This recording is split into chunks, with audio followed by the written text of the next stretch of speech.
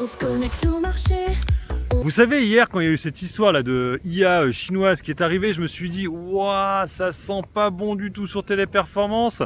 Vu que déjà, ça posait problème, les IA américaines. Alors, en plus, on te sort une IA chinoise qui coûte encore moins cher.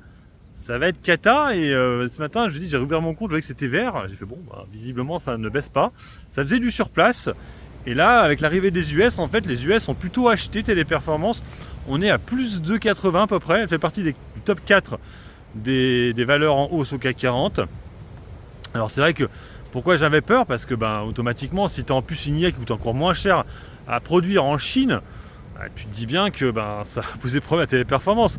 Vu que c'est ce qui pose problème à Téléperformance. Visiblement, c'est l'IA américaine qui pose problème à Téléperformance. La chinoise, ça ne pose aucun problème. Je sais pas, TikTok, tout ça. Bref, en tout cas, ça fait plaisir. Donc du coup, je suis toujours pas en plus-value dessus, je suis pas très loin de la plus-value maintenant sur Téléperformance. Il me reste quelques pourcents et je serai en plus-value. Est-ce qu'on va aller chercher les 100 € avant résultat?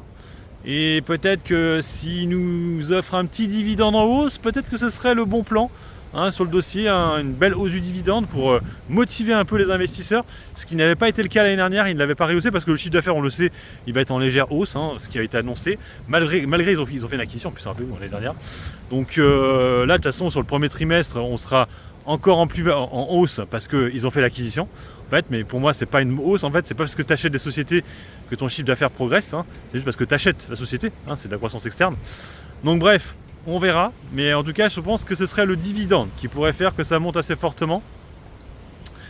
Je rappelle que là, actuellement, si le dividende il reste le même, on est à peu près sur un rendement à 4,26 à peu près, avec mon PRU à moi. Donc le niveau actuel. S'il le rehausse, Boursorama estime lui un dividende à peu près à 5%, 5,50. Mais il estime que le dividende va être rehaussé. Je suis pas sûr du tout.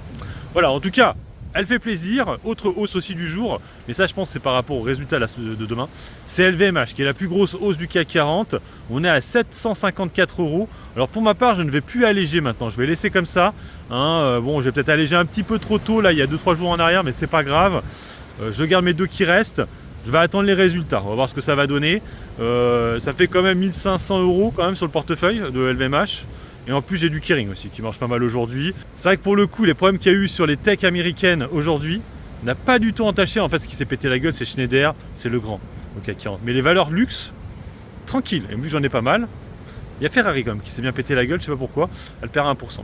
Mais en tout cas, voilà, belle journée. Mon portefeuille, je vous le mets là, il est vert. Donc maintenant pareil aussi, la plateforme elle a été mise à jour, maintenant il n'y a plus de problème. La plateforme, vous savez, quand je dis la plateforme, c'est l'application de trading. Là ça marche, en temps réel, c'est cool.